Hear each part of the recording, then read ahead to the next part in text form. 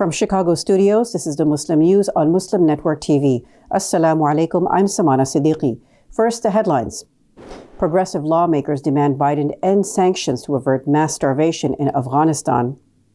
Genocide Watch to issue an emergency genocide alert on India. Christian Muslim groups condemn Israeli plans to curtail powers of Islamic Waqf in Al-Aqsa Mosque. Nigeria attacks toll climbs to 200 dead, thousands displaced. And Bosnia sends protest notes to Russian, Chinese, Serbian embassies. Our top story tonight. Progressive U.S. lawmakers and human rights advocates are urging the administration of President Joe Biden to immediately lift economic sanctions on Afghanistan. They say the sanctions are fueling a humanitarian disaster as famine threatens millions in the war-torn nation. The Congressional Progressive Caucus tweeted Sunday that the Biden administration can and must act now.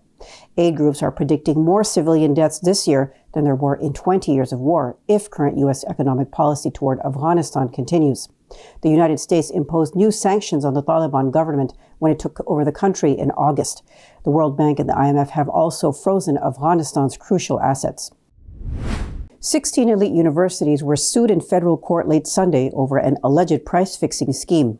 The plaintiffs say the schools formed a cartel to limit the amount of financial aid each would offer to low and middle-income prospective students, breaking antitrust laws. 5 students who previously attended some of the universities filed a federal lawsuit in Illinois. The schools in question are part of a group called the 568 Presidents Group.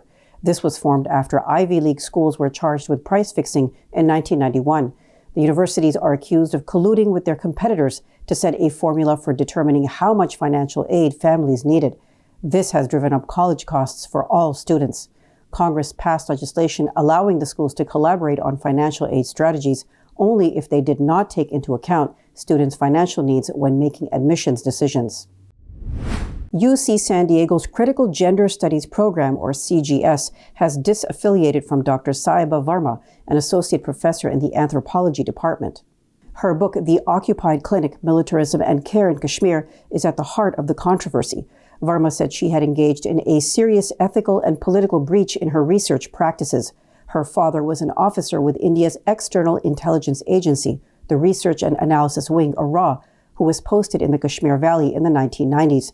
Kashmiri scholars accused Varma of writing a book on trauma in the valley while her father created the trauma. The Office of the UN High Commissioner for Human Rights noted in a 2019 report that India's Armed Forces Jammu and Kashmir Special Powers Act provides effective immunity for serious human rights violations by the Indian Army in Kashmir. Since it came into force in 1990, the Indian government has not granted permission to prosecute any security force personnel in civilian courts.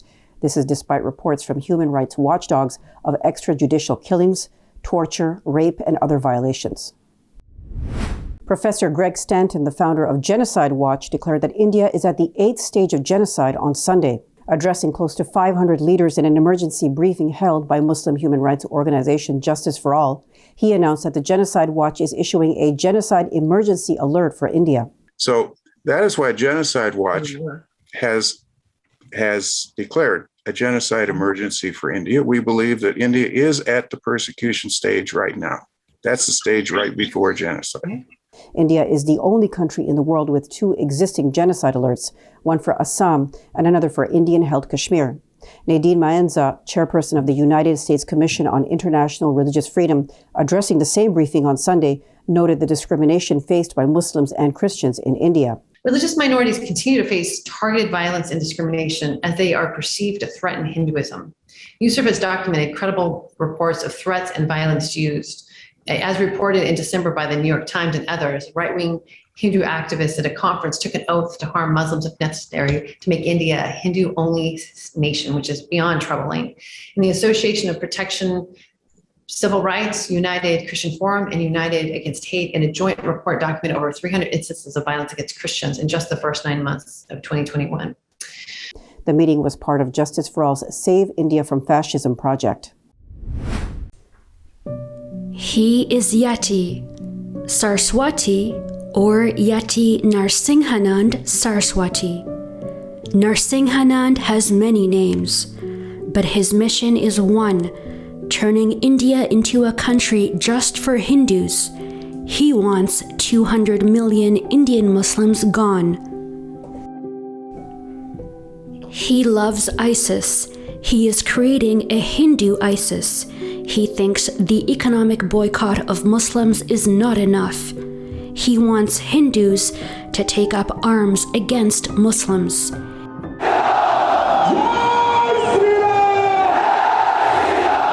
He is banned from Twitter, but he thrives in India. Narsinghanand wants Hindus to become suicide bombers. Here he is, announcing 10 million Indian rupees reward for suicide bombers.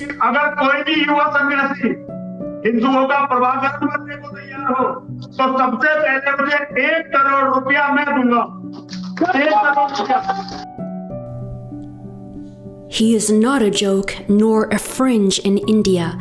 59 million people watch his hate. The BJP RSS government allows him to spew hate. He established an army in 2016. It is called Dharma Sena, or a Hindu army. Narsinghanand runs 50 paramilitary training camps. Everyone knows about it, but he remains free. He called Hindus to bomb mosques and schools, but he is still free. People do take Narsinghanand seriously. This is his follower Mishra. He raises money for Narsinghanand. Here he is threatening a deputy chief of police. The police chief did not arrest him. Then Mishra carried out a threat. Hospital after being shot in the arm. At least 100 Muslims were killed by Hindus here. About 2,000 became homeless. Amnesty International accused Mishra of this pogrom, but Amnesty was shut down. Mishra is free, so is his guru Narsinghanand.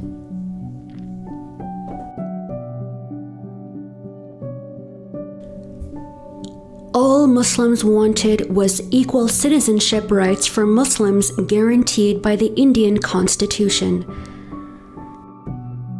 They were punished for protesting while Muslim. Here is Narsinghanand saying that he will eradicate Islam and Muslims. हथियार बजाऊंगा, एक-एक मुसलमान को बता रहा हूं, और देश इस्लाम से मुक्त होगा. His followers and RSS followers often attack Muslims. They accuse Muslims of the pandemic, calling it Corona Jihad. They lynch Muslims for eating beef. They attack them for interfaith marriage, calling it a love jihad. They stop Muslims from praying, calling it a land jihad. They destroy mosques. But he remains free. Why does he remain free? Because his mission and Modi's mission are the same. Modi killed in Gujarat. Narsinghanand wants Muslims gone from India. This is what perhaps keeps him free. This is Salaha Farouk for Muslim News.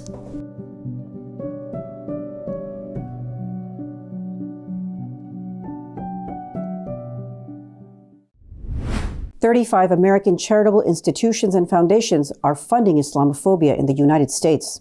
That was the finding of a new report titled Islamophobia in the Mainstream by the Council on American Islamic Relations, or CAIR. The document released today found that these organizations funneled almost $106 million to 26 anti-Muslim groups between 2017 and 2019.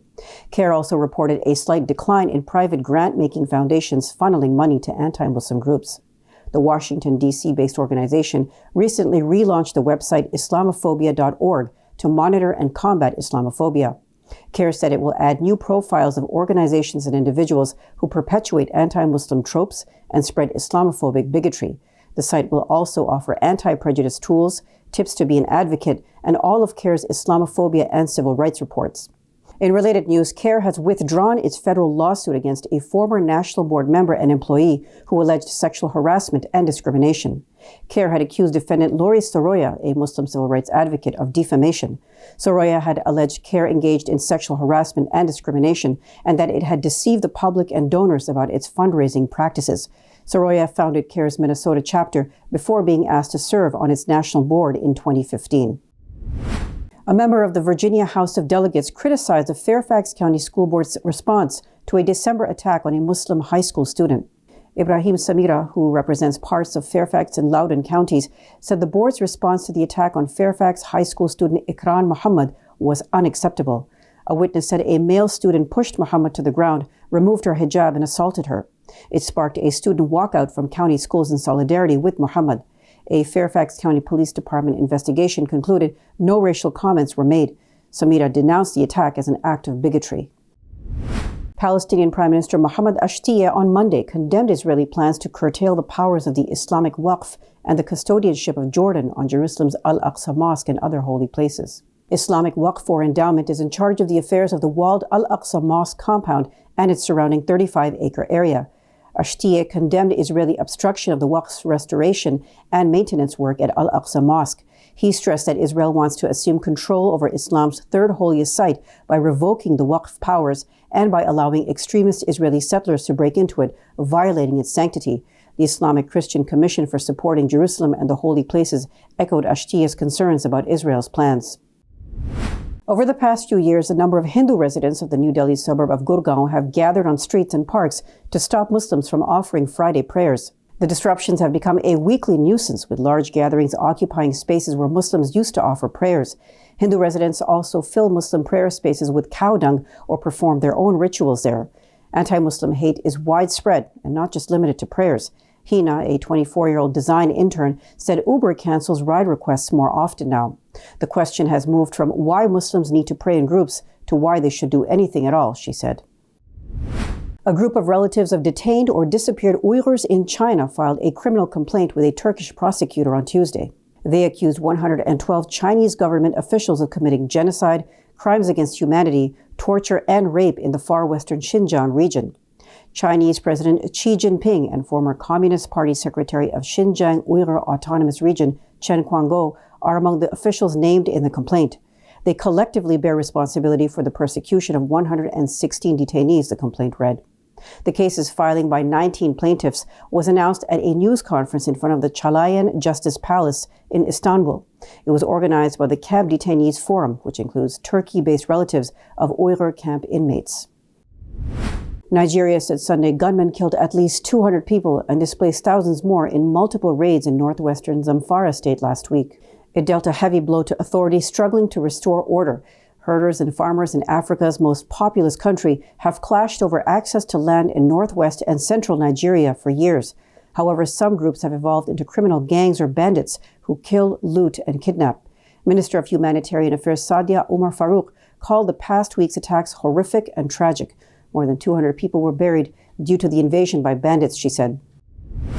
The Ahmadiyya sect, which is faded by the ruling Conservative Party in Britain, has been rocked by a scandal involving its members. An audio recording has emerged to support claims that the group's world leader insisted the relatives of an alleged rape victim keep quiet about the case.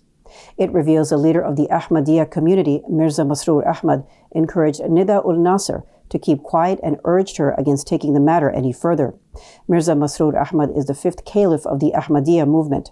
The victim, Nasr, is said to be the granddaughter of the previous caliph of the sect. Police are investigating an official complaint of multiple instances of sexual abuse. Sudan's Sovereign Council said Monday it accepts a UN initiative to facilitate dialogue among all Sudanese parties to resolve the country's political crisis. Spokeswoman Salma Abdul Jabbar al-Mubarak said the council, headed by General Abdel Fattah al-Burhan, welcomes the initiative. She urged the African Union to support and contribute to the success of the intra-Sudanese talks. Al-Mubarak also said the council will form a caretaker government to fill the void left by Prime Minister Abdullah Hamdok's resignation on January 2nd. Volker Perthes, Special Representative of the Secretary General for Sudan and head of the UN Integrated Transition Assistance Mission in Sudan, has launched talks between the partners. Bosnia and Herzegovina sent protest notes Monday to the Russian, Chinese, and Serbian embassies. The country was objecting to those nations sending representatives to mark the anniversary of the founding of the Autonomous Republika Srpska in defiance of a top court ruling. Foreign Minister Bisera Durkovic said official participation in these celebrations amounted to a gross interference in the internal affairs of Bosnia and Herzegovina. The protest notes included the relevant decision of the Constitutional Court of Bosnia and Herzegovina, published in the Official Gazette. The Ministry of Foreign Affairs also lodged a protest over the presence of representatives of the embassies at commemoration ceremonies in Banja Luka. Coming up next after the break is our in-depth analysis segment, so stay tuned, and we'll be right back after these messages.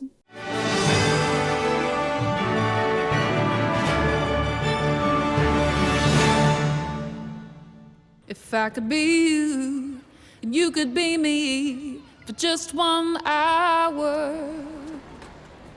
If we could find a way to get inside each other's minds. Walk a mile in my shoes.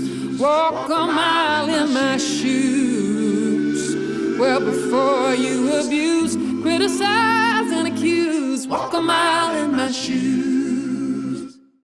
Despite the development of a COVID-19 vaccine, millions around the world will not have access. We need a vaccine that's free and available to everyone, everywhere. It's time for a people's vaccine.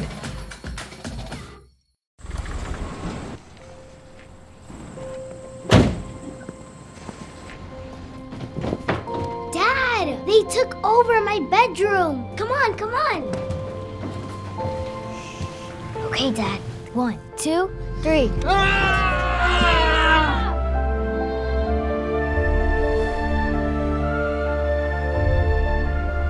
Dad!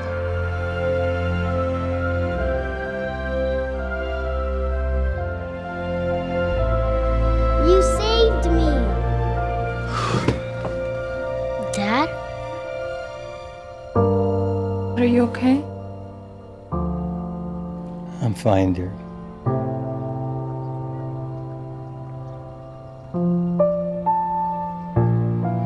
Your hero needs you now, and AARP is here to help.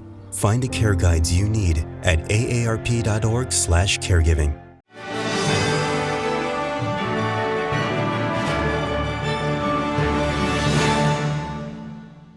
Welcome back.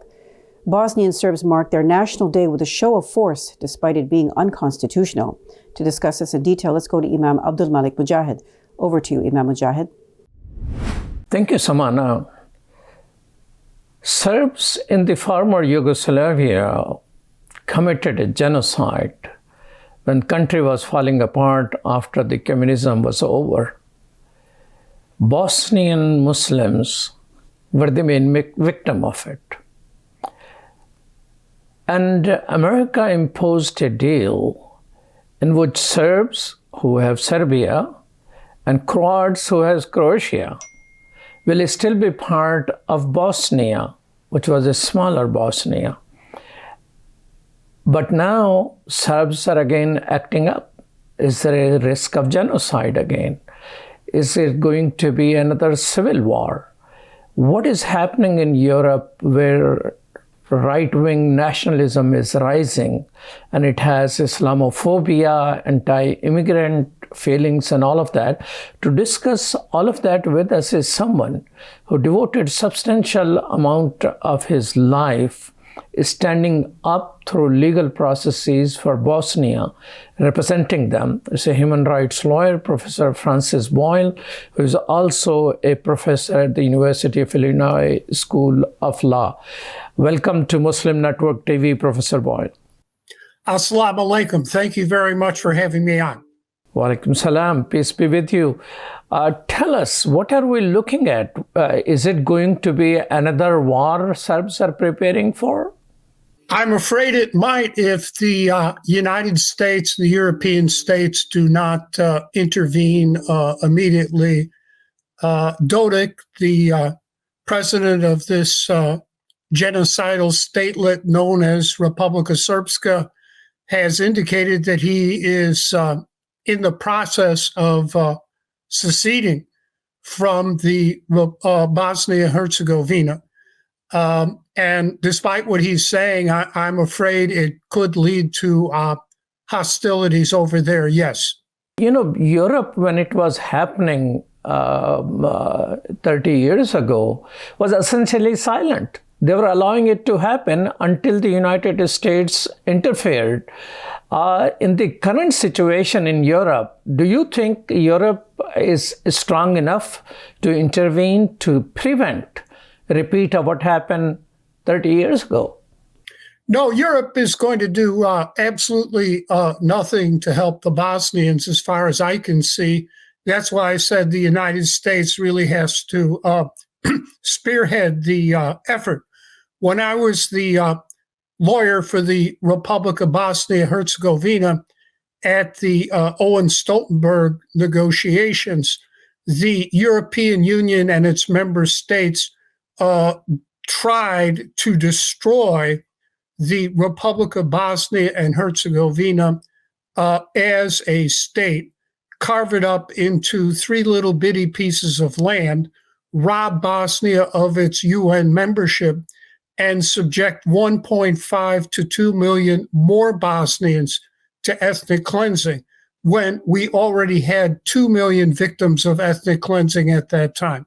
So Europe is doing nothing, and I don't think will do anything. It's really up to the Biden administration to act here and demonstrate leadership. And so far, I do not believe the Biden administration has. There are now 100,000 or so Bosnian Americans. Unlike 30 years ago, many refugees have come and settled here. Do you think they have a strong enough and organized enough a voice to push Biden administration? No, I'm afraid not, because the way it is set up here in the United States is that the Bosnian diaspora, the diaspora organizations are all controlled by SDA over there in Sarajevo. They're the party there, SDA. And SDA is at this point not really doing anything to stop Dodik. Indeed, they've been in alliance with Dodik before. So, in my opinion, the having worked with Bosnians here in the United States, the Bosnian lobby is pretty ineffectual for that reason. Professor, I mean, you devoted so much of your time working on this particular cause. What is it which American human rights organization should do right now to persuade Biden administration to bring it up in their priority list? Well, it is fair to say that during the war and the genocide, most human rights NGOs here in the United States did go to bat for the Bosnians. There's no doubt about that. But I guess fatigue after all these years, they have other priorities that apparently they are involved in at this time. So I really believe it is the Muslim community here in the United States and also in Canada to spearhead the effort at this time themselves, and then using their influence with the other human rights NGOs in the United States and Canada to get them on board and actively working to stop what's going on here. Understand, I'm not criticizing what the NGOs did during the war and the genocide. They were all almost universally behind Bosnia and had a big impact. But I just don't think they're focusing on the situation today. And it's really going to be to the Muslim community in North America to do this, to get this attention paid, yes. Well, I hope Muslim community in North America is listening to your message, which is very clear that unless this comes forward in the agenda of human rights organization and the United Nations, and that will require America to move forwards. Who do you think is still interested? Is there anybody? America is the one who facilitated the Dayton Accord.